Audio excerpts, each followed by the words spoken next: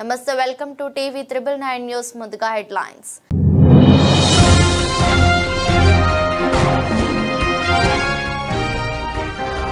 Skill యూనివర్సిటీపై కీలక ఆదేశాలు జారీ చేసిన సీఎం రేవంత్.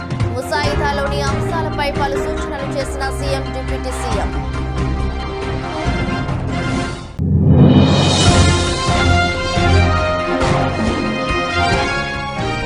రాష్ట్ర వ్యాప్తంగా వైసీపీ సానుభూతి పనులను చంపుతామని సందేశం పంపినట్టుందన్న వైఎస్ జగన్. ఢిల్లీ వెళ్లి ఏపీలో రాష్ట్రపతి పాలన అడుగుతామని వెల్లడి.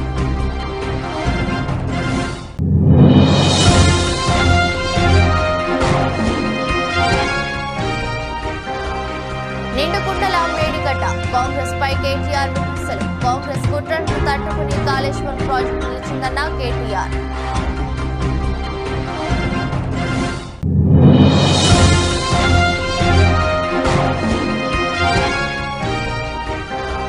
తాడిపత్రిలో అడుగుపెట్టిన పెద్దారెడ్డి హైటెన్షన్. పిఎస్ లో షూరిటీలు సమర్పించేందుకు తాడిపత్రికి వచ్చిన పెద్దారెడ్డి.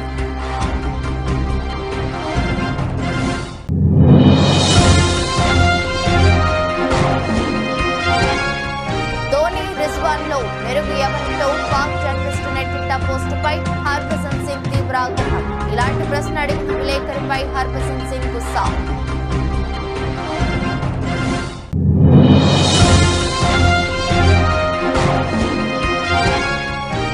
ఈక్విటీ మార్కెట్లో 4 రోజుల ర్యాలీకి బ్రేక్. వారం మొత్తం మీద 85.31 పాయింట్లతో లాభపడ్డ సెన్సెక్స్, 28.75 పాయింట్లతో లాభపడ్డ నిఫ్టీ. తెలంగాణ ముఖ్యమంత్రి రేవంత్ రెడ్డి శుక్రవారం సాయంత్రం సచివాలయంలో అధికారులతో సమావేశమై స్కిల్ యూనివర్సిటీపై చర్చించారు. ఈ సమావేశంలో ఉప ముఖ్యమంత్రి మల్లు భట్టి విక్రమార్క, ప్రభుత్వ సలహాదారులు కేశవరావు, ప్రొఫెసర్ కోదండరాం, సంబంధిత అధికారులు పాల్గొన్నారు. స్కిల్ యూనివర్సిటీ ఏర్పాటు ముసాయిదాపై సమావేశంలో చర్చించారు. ఈ సమావేశంలో కీలక అంశాలపై చర్చించారు. ఢిల్లీ, హర్యానా తరహాలో తెలంగాణలో స్కిల్ యూనివర్సిటీకి ముసాయిదాను అధికారులు సిద్ధం చేశారు. ఈ అసెంబ్లీ సమావేశాల్లోనే స్కిల్ యూనివర్సిటీ బిల్లు పెట్టే ఆలోచనలో ప్రభుత్వం ఉంది. ముసాయిదాలోని అంశాలపై CM Revanth Reddy, deputy CM Mallu Bhatti Vikramarka పలు సూచనలు చేశారు. యూనివర్సిటీలో సర్టిఫికేషన్ కోర్సులు, డిప్లొమా కోర్సులకు సంబంధించి ముఖ్యమంత్రి, ఉప ముఖ్యమంత్రికి అధికారులు వివరించారు. కోర్సుల విషయంలో డిమాండ్ ఎక్కువగా ఉన్న రంగాలపై ఎక్కువ దృష్టి పెట్టాలని ముఖ్యమంత్రి సూచించారు. యూనివర్సిటీ సంస్థాగత నిర్మాణంపైన కీలక సూచనలు చేశారు. శిక్షణ పూర్తయిన విద్యార్థులకు ఉద్యోగ, ఉపాధి అవకాశాలు కల్పించేలా ప్రణాళికలు సిద్ధం చేయాలని ఆదేశించారు.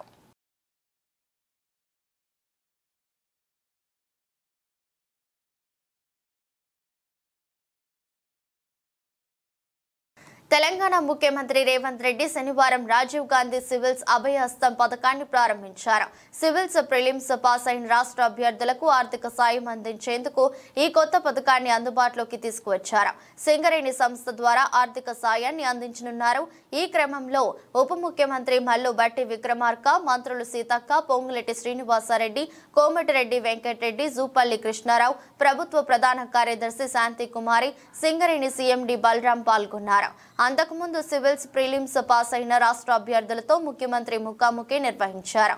డిఎస్సి పరీక్షలు ముగియగానే గ్రూప్ 2, 3 పరీక్షలు నిర్వహిస్తే తమకు ప్రిపేర్ కావడానికి సమయం లేకుండా ఉంటుందని అభ్యర్థులు విజ్ఞప్తి చేశారు.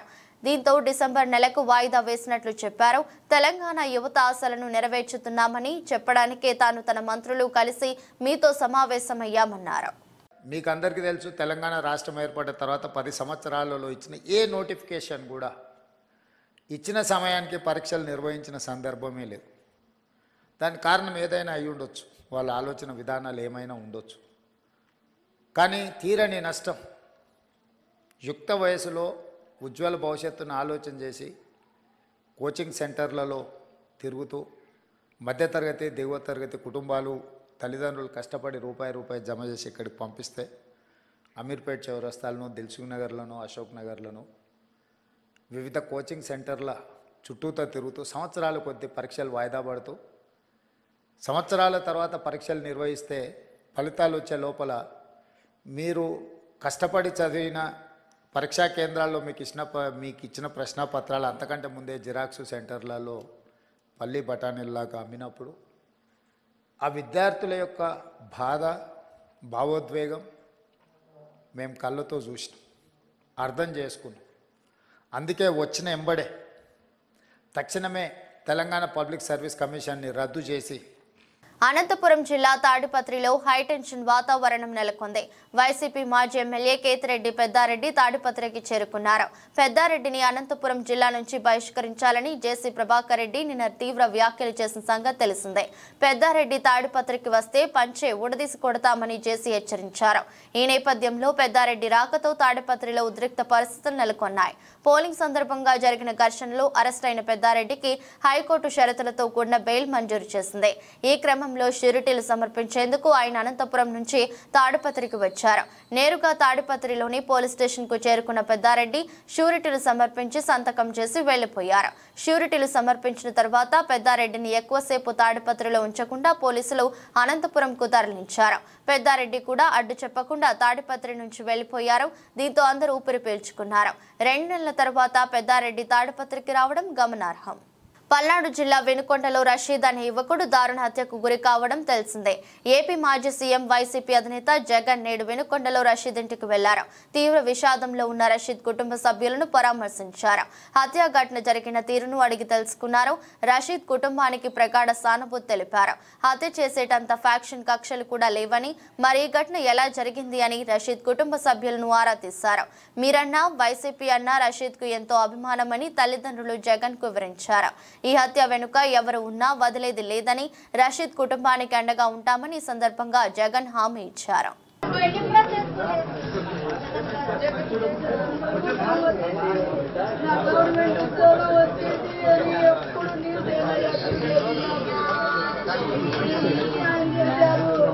నా బిడ్డకి న్యాయం చేయండి.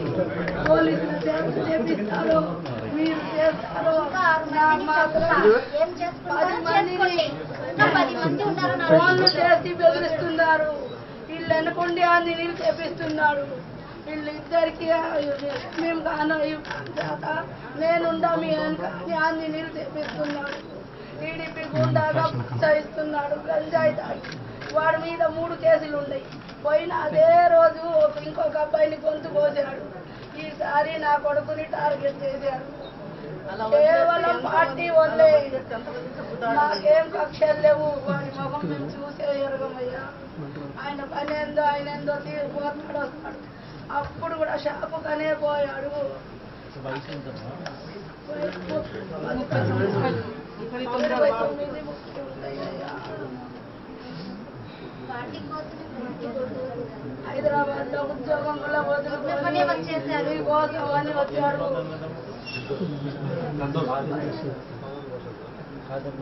అమ్మాయి చెల్లెలు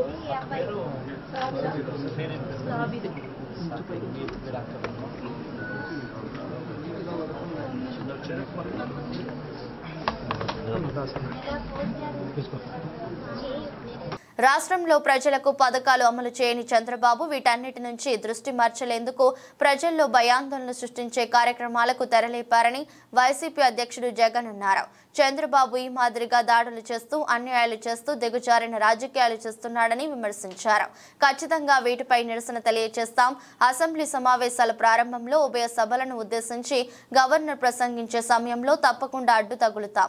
రాష్ట్రంలో శాంతి భద్రతలపై గవర్నర్ను నిలదీస్తూ వైసీపీ గలం వెప్పుతోంది. అందులో భాగంగానే ఇప్పటికే ప్రధాని నరేంద్ర మోదీ అపాయింట్మెంట్ అడిగాం. అమిత్ షా రాష్ట్రపతి అపాయింట్మెంట్ కూడా తీసుకుంటాం. వీళ్ళందరినీ కలిసి రాష్ట్రంలోని పరిస్థితులపై వివరిస్తాం. ఏపీలో రాష్ట్రపతి పాలన పెట్టాల్సిన అవసరం ఎంతైనా ఉందనే విషయాన్ని వారి దృష్టికి తీసుకెళ్తామని జగన్ స్పష్టం చేశారు. కేసు పెట్టామని అంటా ఉన్నారు. నేను అడుగుతా ఉన్నా, మరి కేసు పెట్టినప్పుడు ఈ కేసులో ఉట్టి ఆ జిలాన్ అనే ఒక వ్యక్తి మీదనే కేసు పెట్టి వదిలేయడం ఏమిటి? ఈ ఫోటో ఏమిటి? ఈ ఫోటో కనపడటం లేదా? సాక్షాత్తు స్థానిక ఎమ్మెల్యే భార్యకు కేక్ తినిపిస్తా ఉన్నాడు ఈ చంపిన వ్యక్తి, జిలాన్ అనే వ్యక్తి. కేక్ తినిపిస్తా ఉన్నాడు.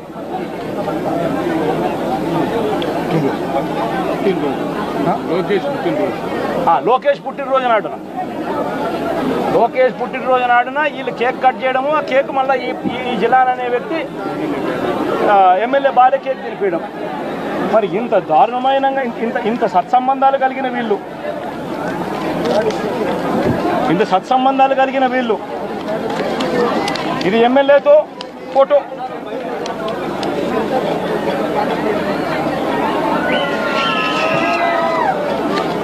ఈ అయూబ్ ఖాన్తో ఫోటోలు, ఇవన్నీ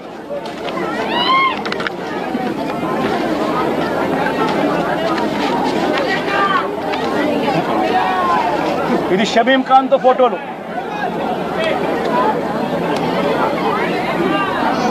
మరి వీళ్ళెవరు కేసులో ఎందుకు లేరు?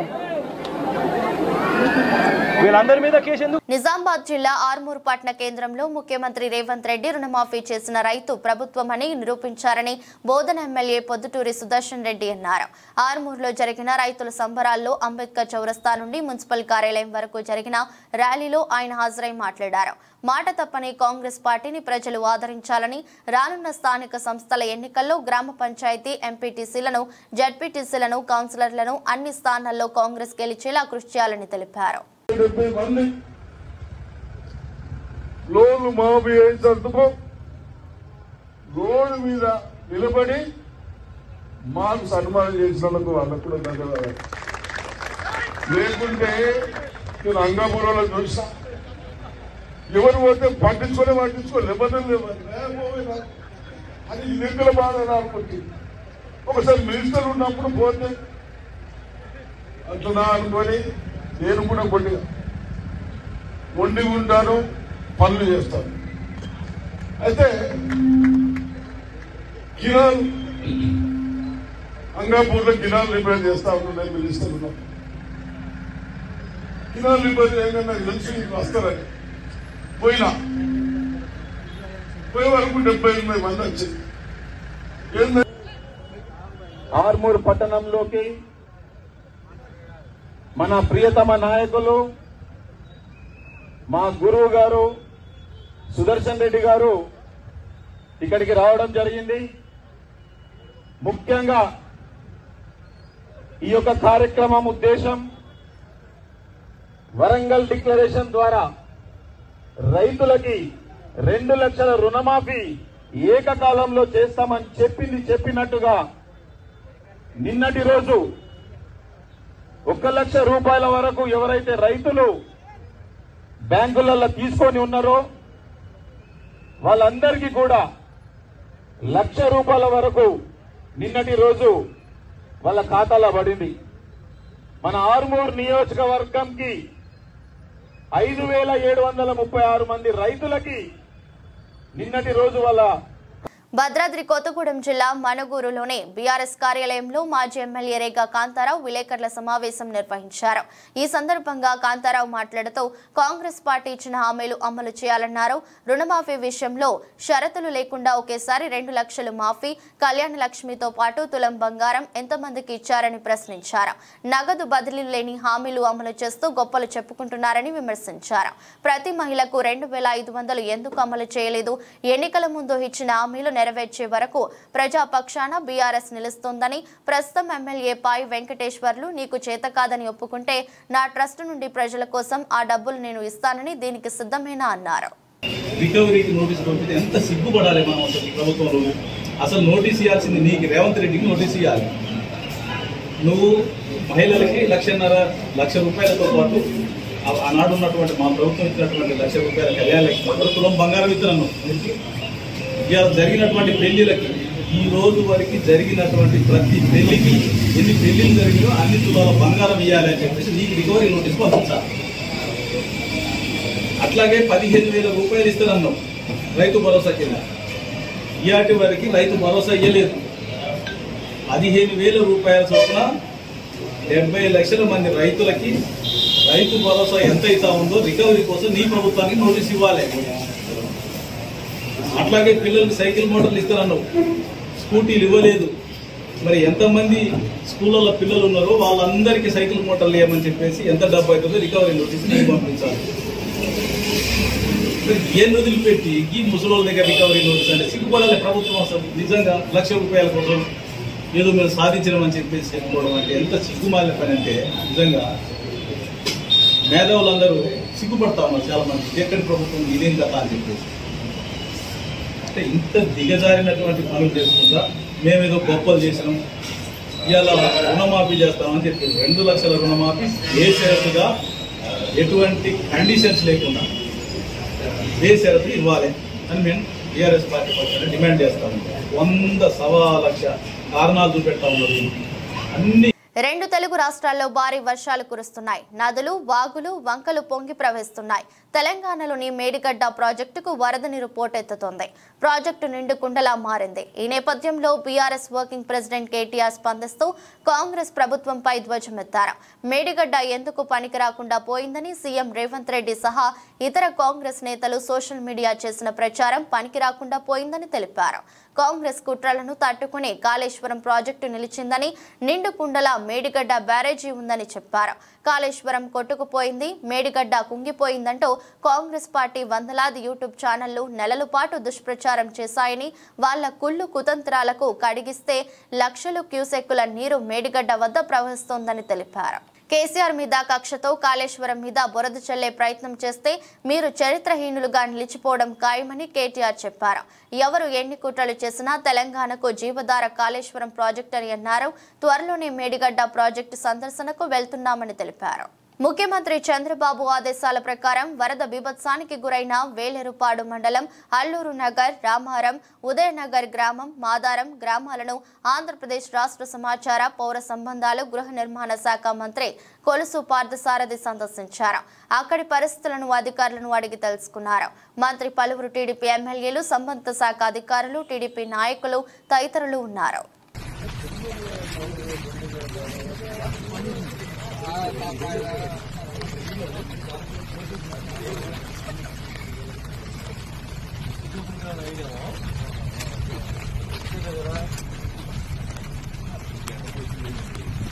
అంబేద్కర్ కోనసీమ జిల్లా పి గన్నవరం నియోజకవర్గం అంబాజీపేట మండలం ఇసుకపూడి గ్రామానికి చెందిన సరెల్ల వీరేంద్ర కుమార్ ఒక ఏజెంట్ ద్వారా ఈ నెల 10వ తేదీన ఖతర్ వెళ్లాడు. అక్కడి నుండి అతన్ని సౌదీ అరేబియాకు తీసుకువెళ్లి ఎడారిలో వదిలి ఒంటెలకు కాపరిగా ఉంచారు. ఒక ఏజెంట్ 1,70,000 రూపాయలు తీసుకుని నన్ను ఖతర్ పంపించాడని వీడియోలో తెలిపాడు. వెళ్లినప్పటి నుండి అతనికి తిండి లేక, నీరు లేక అలమటిస్తున్నానని వాపోతున్నాడు. మరియు రక్తపు వాంతులతో తన ఆరోగ్యం క్షీణించిందని, నన్ను ప్రభుత్వం తిరిగి స్వదేశానికి తీసుకురావాల్సిందిగా వేడుకుంటున్నాడు. నా పేరు సరెల్ల వీరేంద్ర కుమార్ అండి. నేను ఒక ఏజెంట్ ఖతర్ అని చెప్పి ఖతర్ తీసుకొచ్చి అక్కడి నుంచి సౌదీ అరేబియా తీసుకొచ్చేసారండి ఎడారిలోకి. నేను ఈ నెల 10వ తారీఖున వచ్చానండి ఖతర్. అక్కడి నుంచి 11వ తారీఖున సాయంకాలం నన్ను సౌదీ అరేబియా ఎడారిలోకి తీసుకొచ్చేసారండి. అక్కడ ఆ బాబా నన్ను 4 రోజులు ఉంచుకుని సౌదీ అరేబియాలో ఇంకా చాలా దూరంలో తీసుకొచ్చి పడేయారండి ఎడారిలోని. నాకు 11వ తారీఖు నుంచి ఇప్పుడు వరకు నాకు ఆరోగ్యం ఏం బాగోలేదండి. రక్తంతో వాంతులు అయిపోతున్నాయి, ముక్కులంటే రక్తం వచ్చేస్తుందండి.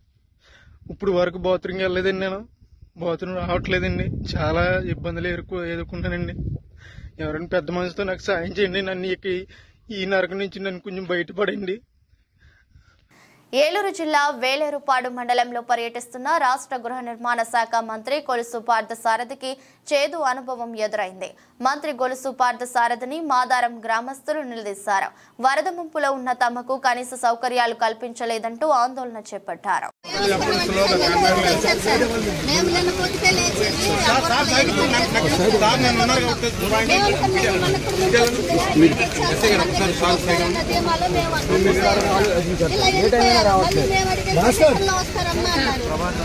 ఆగిపోయింది, మీరు వెళ్ళిపోయారు. సాయంత్రం ఏమైందంటే మాకు ట్యాంకర్ ఇక్కడ ఆపండి సార్ అన్నారు. డిఆర్ఓ గారిని అడిగి నేను అడిగాను సార్. మీరేమో వచ్చి డిఆర్ఓ గారిని అడిగితే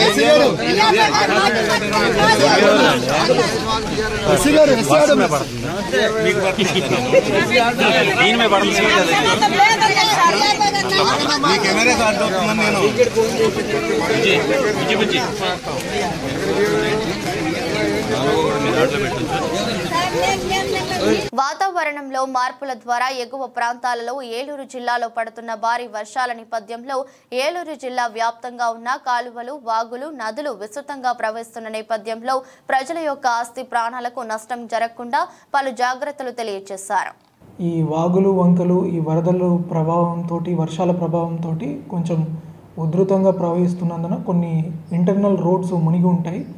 అవి కొంచెం త్వరగా వెళ్ళాలన్న ఆతృతతోటి కొందరు ప్రయాణికులు సాహసం చేయడానికి ప్రయత్నిస్తుంటారు. దయచేసి అట్లాంటివి చేయొద్దు. పోలీస్ పికెటింగ్ కూడా పెట్టడం జరిగింది. అయినా కూడా ప్రజల తరపున కూడా అలాంటి వాగులు వెహికల్స్ తోటి కానీ నడకతో కానీ దాటడానికి ప్రయత్నం చేయవద్దు. ఇలాంటి ఇన్సిడెంటే మనకి ఇప్పుడు చూసుకుంటే చాలా లక్కీగా ఒక 5 మెంబర్స్ని వేలేరుపాడు మండలంలో అతి కష్టం మీద రెస్క్యూ చేయగలగడం జరిగింది. కాబట్టి ఇట్లాంటి ఇష్యూస్ ఉన్నాయి కాబట్టి ఈ వాగుల్ని మీరు దాటడానికి అనవసరమైన సాహసం చేయొద్దు. ఈ వరదలు వానలు వృద్ధి తగ్గే వరకు మీరు ప్రయాణాలను కొంచెం రిస్ట్రిక్ట్ చేస్తారు.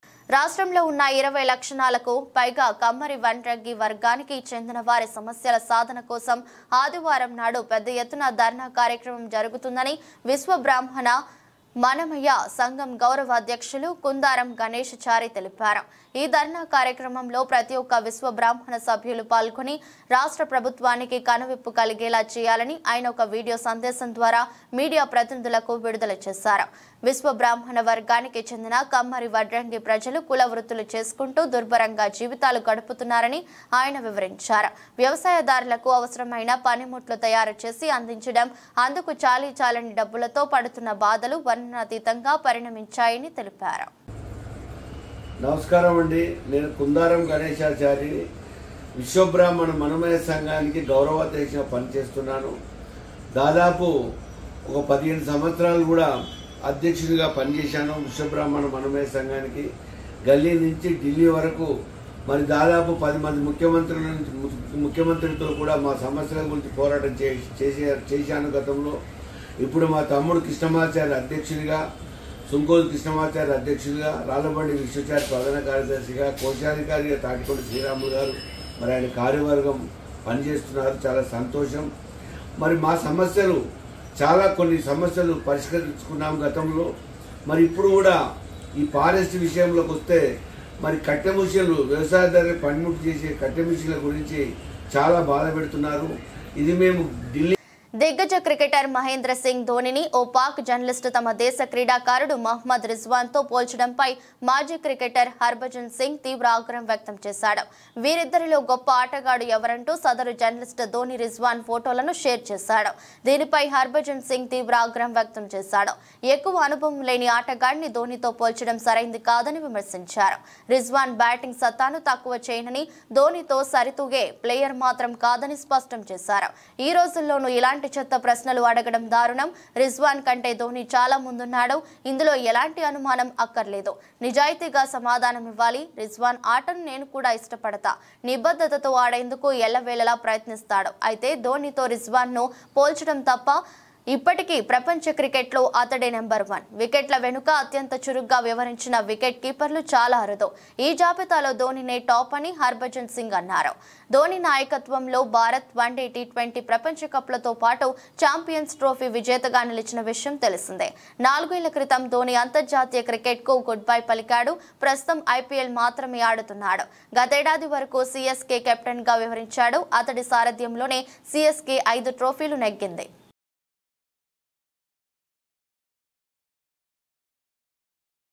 ఈక్విటీ మార్కెట్లో 4 రోజుల ర్యాలీకి బ్రేక్ పడింది. శుక్రవారం ప్రపంచవ్యాప్తంగా ఏర్పడిన అవుటేజ్లు, అంతర్జాతీయ మార్కెట్లలో పోటెత్తిన అమ్మకాలకు తోడు ఇటీవలి లాభాలను సొమ్ము చేసుకోవాలన్న ఆకాంక్షతో ఇన్వెస్టర్లు తెగబడి అమ్మకాలు సాగించడం మార్కెట్ను నష్టాల్లోకి నెట్టింది. మార్కెట్ దిగ్గజం రిలయన్స్ కౌంటర్లో జరిగిన అమ్మకాలు కూడా మార్కెట్పై ప్రభావం చూపాయి. అయితే ట్రేడింగ్ ప్రారంభంలో సూచీలు జీవితకాల గరిష్ట స్థాయిలను నమోదు చేశాయి. సెన్సెక్స్ 81,087.76 పాయింట్లు, నిఫ్టీ 24,854.80 పాయింట్ల జీవితకాల గరిష్ట స్థాయిలను తాకాయి. కానీ చివరికి సెన్సెక్స్ 738.81 పాయింట్ల నష్టంతో 80,604.65 వద్ద ముగిసింది. ఇంట్రాడేలో సూచీ 844.36 పాయింట్లు దిగజారి 8,499.10 స్థాయికి తాకింది. ఇంట్రాడేలో 292.70 పాయింట్లు నష్టపోయి 24,588 8.15 పాయింట్ల కనిష్ట స్థాయిని నమోదు చేసిన నిఫ్టీ చివరికి 269.95 పాయింట్ల నష్టంతో 24,530.90 వద్ద ముగిసింది. వారం మొత్తం మీద సెన్సెక్స్ 85.31 పాయింట్లు, నిఫ్టీ 28.75 పాయింట్లు లాభపడ్డాయి. మార్కెట్లో ఏర్పడిన భారీ పతనంతో బీఎస్ఈలో లిస్ట్ అయిన కంపెనీల మార్కెట్ విలువ ఒక్క రోజులోనే 7.94 కోట్లు దిగజారింది. మార్కెట్ ముగిసే సమయానికి 4,46,38,826.75 కోట్ల వద్ద స్థిరపడింది.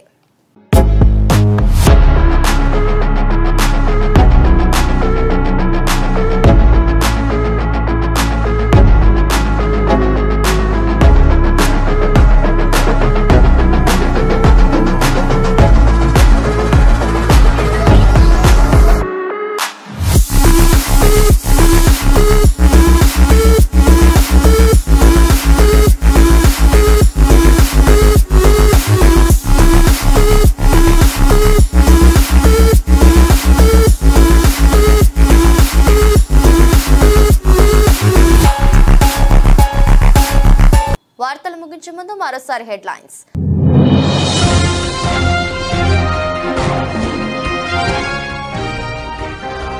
స్కిల్ యూనివర్సిటీపై కీలక ఆదేశాలు జారీ చేసిన సీఎం రేవంత్. ముసాయిదాలోని అంశాలపై పలు సూచనలు చేసిన CM deputy CM.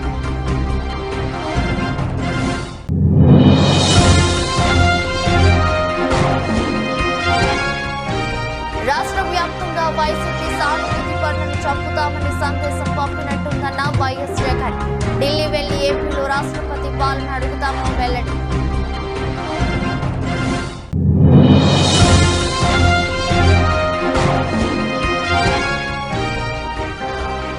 నిండుకుండల Medigadda Congress పై కేటీఆర్ విమర్శలు. కాంగ్రెస్ కుట్రను తట్టుకుని కాళేశ్వరం ప్రాజెక్టు నిలిచిందన్న కేటీఆర్.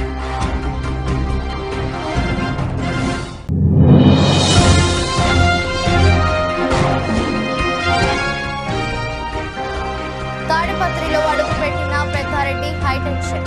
పిఎస్ లో షూరిటీలు సమర్పించేందుకు తాడిపత్రికి వచ్చిన పెద్దారెడ్డి.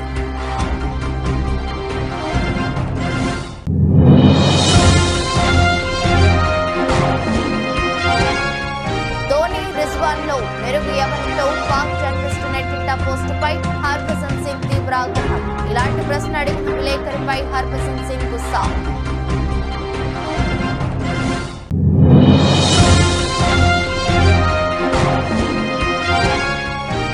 ఈక్విటీ మార్కెట్లో 4 రోజుల ర్యాలీకి బ్రేక్. వారం మొత్తం మీద 85.31 పాయింట్లతో లాభపడ్డ సెన్సెక్స్, 28.75 పాయింట్లతో లాభపడ్డ నిఫ్టీ. ఈ దృష్టి బులెటిన్ మరో బులెటిన్లో మళ్ళీ కలుద్దాం. అంతవరకు సెలవు. నమస్కారం.